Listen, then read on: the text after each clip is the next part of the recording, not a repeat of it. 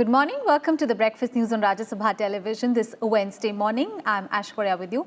Let us start the news bulletin with the headlines. Congress JDS government falls in Karnataka. Kumaraswamy submits a resignation to the governor. Asked to continue as caretaker chief minister. BJP expected to stake claim to form the new government. Rajya Sabha to discuss bill to amend the POCSO Act.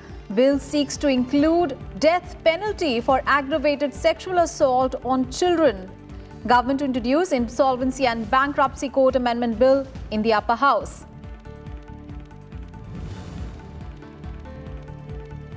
IMF projects 7% GDP growth for India in 2019, 7.2% in 2020. Says India will remain fastest growing economy in the world.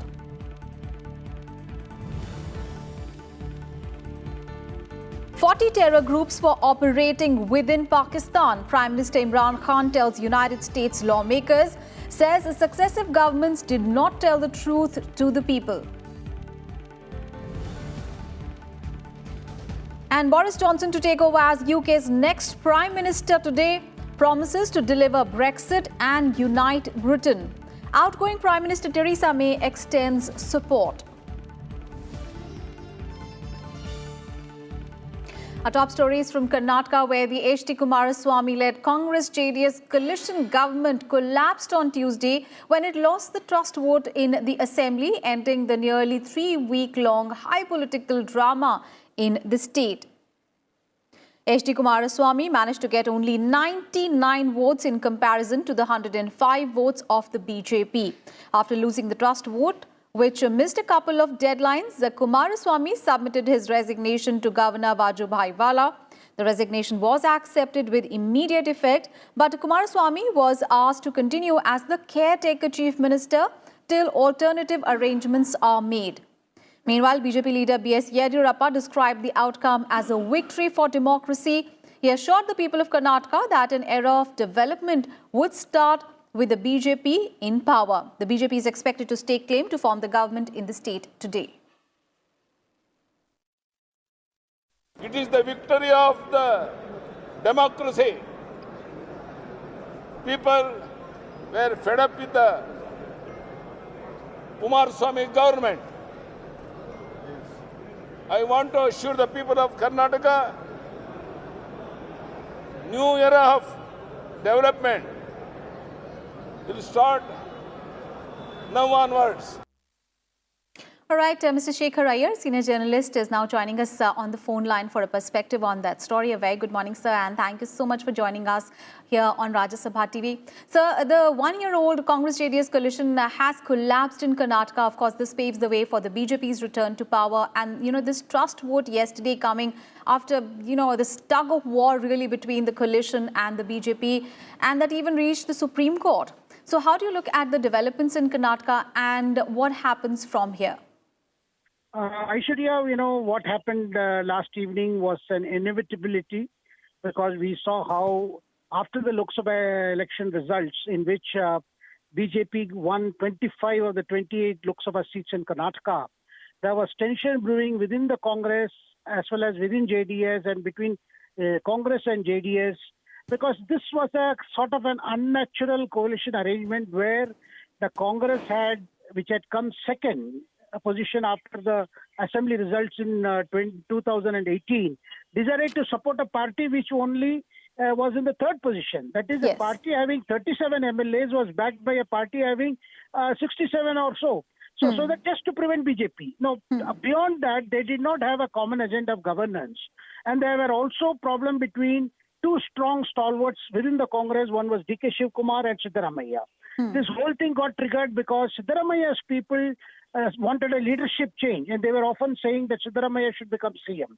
Now, this internal clashes finally resulted in a situation where it is Congress MLAs who left the party, who resigned. Now, given this scenario, I think what happened last evening was, as I said, had to happen. Now that it has happened, the question is what is next? Yes. We have seen Yediyurappa saying that they will definitely stake claim to form a government. But I understand Yediyurappa is coming to New Delhi to discuss with the central party leaders. Yesterday itself, we saw Amit Shah holding an urgent discussion with top senior leaders as to the strategy to be to be adopted rather. Because one is, you see, given the arithmetic in the House, there is Yes. an inbuilt instability. Now, whatever the central BJP leadership would like to do is to see that some modicum of stability is given. Therefore, Right. Aishwarya, I think the central BJP will be very cautious, though Yediyurappa may be very eager that the next government is formed soon. But Yes. beyond that also, we will see that the governor, because now the issue is they will have to stake claim and governor will have to be satisfied with the numbers. So there are a lot of things to happen, and probably it is going to take a couple of days or more. All right. Thank you so much, sir, for joining us and giving a perspective on that story. And on to news on the Parliament session. Well, a bill to amend the POCSO Act by including death penalty for aggravated sexual assault on children and providing stringent punishments for other crimes against minors was introduced in Rajya Sabha on Tuesday. The House will discuss the Protection of Children from Sexual Offences Amendment Bill 2019 for consideration and passing today. The bill was moved by Women and Child Development Minister Smriti Irani. She said that children have become more vulnerable with evolving technology and hence there is a need to take strict measures to curb child pornography. The minister also expressed hope that a productive discussion in the House on the proposed amendments will strengthen the government's resolve to provide more legal and administrative protection to the children of our country. Rape of a girl under the age of 12 was discussed in this very House. There were pleas from members of this esteemed House to ensure that even this, which is punishable by death under Section 376 DB and under 376 DA section of the Criminal Law Amendment Act, that the same shall become gender neutral and be prescribed for protection of our children under the age of 18. Sir, reflecting that very conscious of our esteemed member, the amendments that I move today are ensuring that those who seek to rape our children, especially cases of gang rape, will be met by death. Meanwhile, other than that, the government is expected to also introduce the Insolvency and Bankruptcy Code Amendment Bill 2019 in Rajya Sabha today. Finance Minister Nirmala Sitharaman will introduce the bill to further amend the Insolvency and Bankruptcy Code 2016. And also Jitendra Singh will move the Right to Information Amendment Bill 2019 to amend the Right to Information Act 2005 for consideration and passing. The bill was passed by the Lok Sabha on Monday. And Parliament on Tuesday also gave its approval to the Union Budget. The Appropriation Number 2 Bill 2019 and the Finance Number 2 Bill 2019 were cleared by Lok Sabha last week and they were returned by the Rajya Sabha after voice vote. Now, this completed the three-stage parliamentary approval process, which also included a debate on the general budget and the working of some of the ministries. And replying to the debate on the two bills, Finance Minister Nirmala Sitharaman said that the government is aiming to bring in such changes for building in a new India, wherein there is a greater transparency, more of governance, and making sure that a redistribution of resources happen with great equity principle in mind. This government had reduced the price of petrol by 3.5 rupees a litre. The reduction was also done by us. So if you are now highlighting the concern, rightly so, about any increase because the cess is being laid, please recall when it was necessary, we brought the price down too. But if it is not possible now, because every cess that is collected, particularly through the diesel and petrol, is only going for infrastructure construction. So we are not unmindful of the implication it has on farmers, but that is where I think we have also come up with supporting the farmer with income in his hand, 6,000 rupees to his account, and a whole lot of other steps which are being taken. And let's get you more details on what happened in Lok Sabha yesterday. And key bills are listed in today's agenda in Lok Sabha for consideration and passing. The Unlawful Activities Prevention Amendment Bill 2019 is listed for consideration and passing. This bill aims to further amend the Unlawful Activities Prevention Act. And Finance Minister Nirmala Sitharaman will move also the Banning of Unregulated Deposit Schemes Bill 2019 for consideration and passing. And besides this, the National Medical Commission Bill 2019 has also been listed for consideration and passing. Union Minister Dr. Harshvardhan will move the bill to provide for a medical education system that improves the access to quality and affordable medical education, ensures the availability of adequate and high-quality medical professionals in our country in all parts. And the Lok Sabha on Tuesday passed the Motor Vehicles Amendment Bill 2019 by a voice vote. And replying to the debate in the House, Transport and Highways Minister Nitin Gadkari said that the bill aims to provide better, smoother roads and latest technology in transport. He assured the House that rights of the states will not be taken away. This bill amends the Motor Vehicles Act 1988 to provide for improved road safety, better traffic regulation, and also enhanced compensation for road accident victims, among other provisions. The bill proposes a national transportation policy for ushering guidelines on the transportation of goods and passengers. The bill also increases penalties for several offences. The maximum penalty for driving under the influence of alcohol or drugs has been increased from 2,000 rupees to 10,000 rupees. आप hotel में भी जाएंगे तो waiter भी होगा तो वो graduate होता है। वैसे साक्षरता का प्रसार इतना बड़ा हुआ है कि मेजॉरिटी लोग जो है वो काफ़ी भाषाओं को समझते हैं, चर्चा करते हैं। ये प्रॉब्लम ये आया कि जो लोग अभी 55 साल के हैं, 50 साल के हैं, जो पुराने हैं, उनका हेवी ट्रक ड्राइवर का लाइसेंस रिन्यू करने के लिए जब गए तो ये हरियाणा और पंजाब में ये प्रॉब्लम। सर मैं थोड़ा सा आपको इसमें डिफर होता हूँ। मेरा सुझाव ये है कि ड्राइविंग ट्रेनिंग सेंटर जो है जहां हम ड्राइविंग को ट्रेनिंग दे रहे हैं उसको मिनिमम पढ़ने के बारे में, क्योंकि कोई ना कोई 4, 5, 7 कहीं ना कहीं कक्षा तक पढ़ा है, तो उसको हम लोग ये पूरा ट्रेनिंग देने का व्यवस्था करेंगे। और इसके बाद में अगर ये कंडीशन डाल देंगे ना, मेरी अड़चन नहीं, आपका by the theory you are absolutely correct, पर गरीब आदमी के विरोध में है जो 50 साल पहले बेचारा स्कूल में नहीं गया था। देखो, आपको मैं उदाहरण देना ठीक नहीं है, जो मैट्रिक नहीं हुए वो अच्छे अच्छे चीफ मिनिस्टर हुए हैं, अच्छे अच्छे मंत्री हुए हैं। इसलिए थोड़ा बहुत कॉमन सेंस से वो न पढ़ते हुए बहुत सी बातें स्वीकार करते हैं। एक्सपीरियंस से, एक्सपीरियंस आदमी को सिखाता है। मेरा प्रॉब्लम कहाँ आया कि जब ये 55 साल के लोग हैं जिन्होंने 8वीं पास नहीं किया था पर ड्राइविंग बढ़िया कर रहे थे, नियम देख रहे, सब कुछ कर रहे थे, उनका रोजगार जब छीना जा रहा था, ये जब मेरे सामने लाया गया तब मैंने उनके हितों के लिए निर्णय किया है। पर आपकी प्रिंसिपली बात सही है कि मिनिमम 8वीं तक समझना चाहिए, बिल्कुल सही है। पर जो बेचारे देश के लाखों गरीब लोग हैं जो 40 साल से ड्राइविंग कर रहे हैं, 30 साल से कर रहे हैं, उन बेचारे लोगों को ड्राइविंग लाइसेंस रिन्यू होगा तो उनके रोजगार का क्या होगा, इससे विचार किया है। पर मैं आपकी बात को सबको यह विश्वास देना चाहता हूँ कि हम जो ड्राइविंग ट्रेनिंग इंस्टीट्यूट में कुछ ड्राइवर को स्पेशल मैनर, एटिकेट्स, बाकी काम कैसे करना, पढ़ना कैसे बोर्ड, इसका ट्रेनिंग देने की व्यवस्था करेंगे और परीक्षा लेते समय इन सब बातों का टेस्टिंग भी होगा। And our colleague Kriti Mishra is now joining us live from Parliament. A very good morning, Kriti. Kriti, yesterday, we saw there were some disruptions in both houses of Parliament with the opposition demanding Prime Minister Modi's statement on, US President Donald Trump's remarks on Kashmir mediation. Yet, a very important legislative business was also cleared, talking about, Lok Sabha Motor Vehicles Amendment Bill was passed. Of course, this paves the way for it to be considered and passed in the Rajya Sabha as well. What can we expect in the Lok Sabha today? Well, in the Lok Sabha, there are several important items on the agenda. So there's Unlawful Activities Prevention Amendment Bill.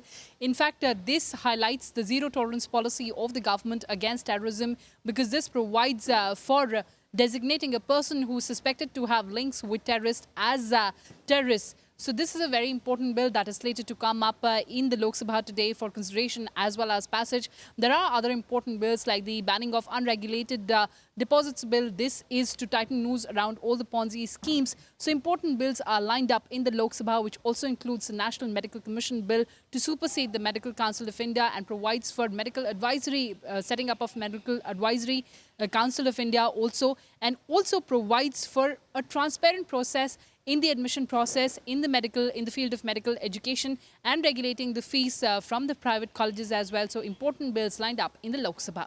Aishwarya? And Kriti, talking about Rajya Sabha, yesterday a very important bill, the POXO amendment bill was introduced. We understand that there's going to be a very productive discussion on this particular bill today as well. What else is expected in Rajya Sabha?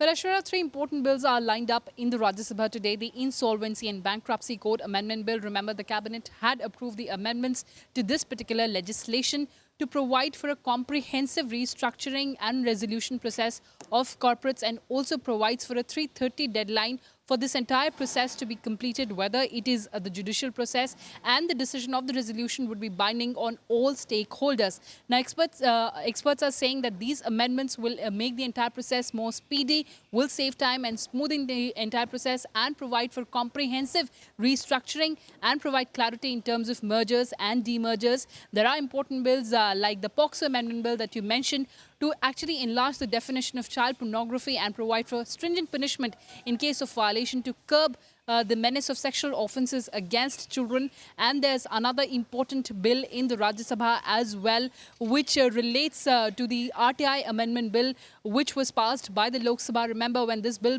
was getting passed in the Lok Sabha, the opposition had alleged that this bill will weaken the institution of Information Commission, because this bill empowers the state government to frame rules for deciding the tenure, allowance and salaries of information commissioners. But in fact, when the government was replying in the Lok Sabha, and in fact, when Minister Dr. Jitendra Singh also talked to Rajya Sabha television, he categorically denied any attempts to weaken the institution and any attempt to attack the federal structure of the country. He said that the RTI Act would further be strengthened by this particular amendment bill. So important bills lined up in the upper house. Aishwarya?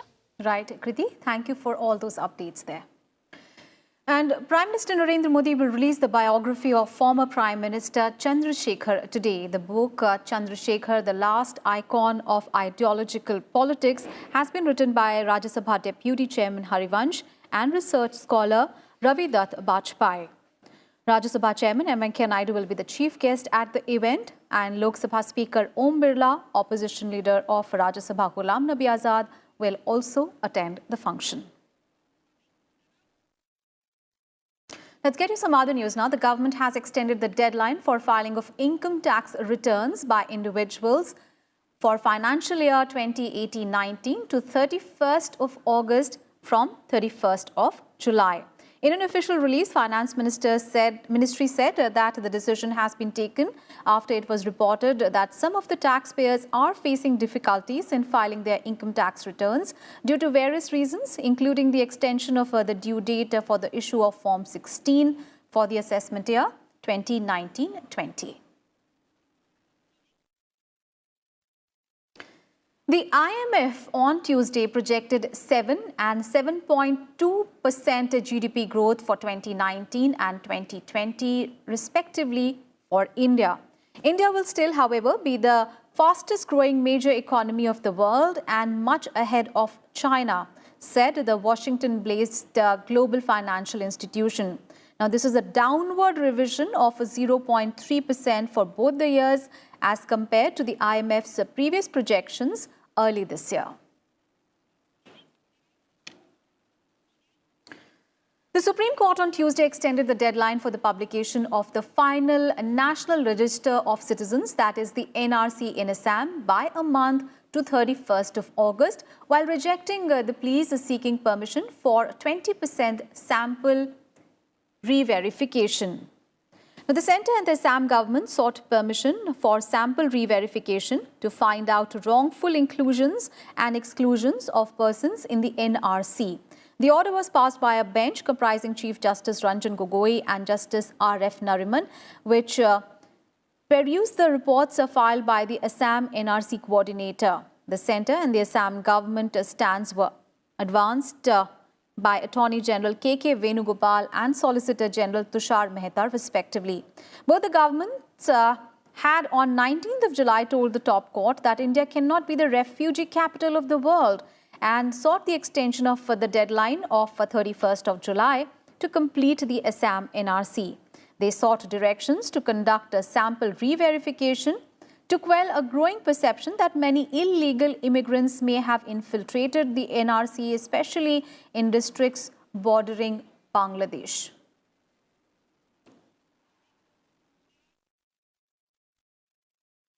Pakistan Prime Minister Imran Khan has said that there were 40 different terrorist groups operating in his country. He added that successive governments in Pakistan did not tell the truth to the US, in particular, in the last 15 years. He was addressing Capitol Hill in the US, and Khan explained to the lawmakers that the Pakistan governments were not in control. Imran Khan was on a 3-day US tour. I thought Pakistan should stay neutral. And I'll tell you why I thought Pakistan should stay neutral. We had created these jihadi groups in the 80s. We had indoctrinated them in the idea of jihad, that foreign occupation in Afghanistan, it was a religious duty to fight them. So all these groups, including Al-Qaeda, had arrived in Pakistan. Now comes 9/11, then the US invades Afghanistan. And now we are trying to tell these same groups who had close links with the Pakistan army, because they were created by the Pakistan army, now we are telling them that no, it's because the good guys are there, it's no longer jihad. Now, obviously, a lot of them turned against the Pakistan army. Top international focus after winning the Conservative Party's leadership race, Boris Johnson will take over as UK's next Prime Minister today. He is scheduled to meet the Queen at the Buckingham Palace, where he will be invited to form a new government. He is also expected to announce a senior cabinet post. Theresa May congratulated her successor, promising him her full support from the backbenchers. And after his victory, Johnson said that his priorities were to deliver Brexit and unite the country. And I know some wag has already pointed out that deliver, unite and defeat was not the perfect acronym for an election campaign, since unfortunately it spells dud. But they forgot the final E, my friends, E for energize. And I say to all the doubters, dude, we are going to energize the country. We're going to get Brexit done on October the 31st. We're going to take advantage of all the opportunities that it will bring in a new spirit of can-do. And among other leaders, US President Donald Trump also tweeted his congratulations to Boris Johnson.